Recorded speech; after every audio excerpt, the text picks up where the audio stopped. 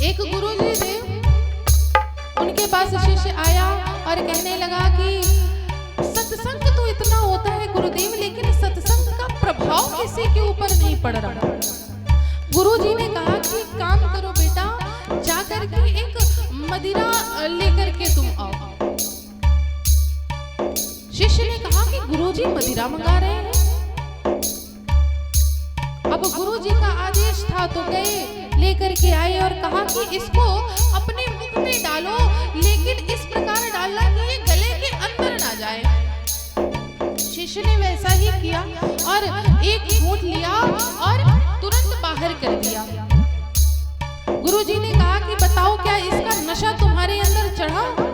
शिष्य ने कहा कि गुरुजी जब मैंने इसका पान ही नहीं किया, गले के अंदर ये मेरे गई ही नहीं, तो इसका नशा कैसे होगा?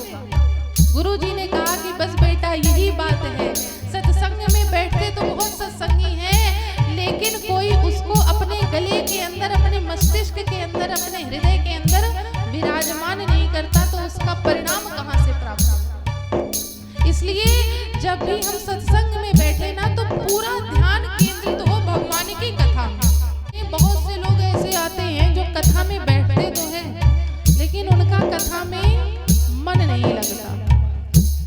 बहुत लोग आएंगे, भीड़ बड़ी होगी, लेकिन सुनने में मन कुछ का ही लगेगा। बहुत लोगों का मन देख लेगा, अरे व्यवस्था कैसी है। बहुत माताओं का मन लगेगा, अगल बगल वालों जो माताएं बैठी होंगी, अच्छा इसकी साड़ी ऐसी है, इसका रंग, हम भी अब जाएंगे तो ऐसी ही साड़ी लेंगे। माताओं का इसमें मन लग गया। भाई बंधुओं का मन काम में लगा रहेगा, बैठे तो कथा में है, लेकिन काम की भी चिंता बनी रहेगी। हम यहाँ बैठे हैं, वहाँ पता नहीं क्या हो रहा होगा। तो कथा जो चल रही है उससे कोई मतलब नहीं। इसीलिए व्यक्ति फिर कहता है कि हमने तो बड़ी कथा सुनी, लेकिन उसका हमको फल प्राप्त नहीं।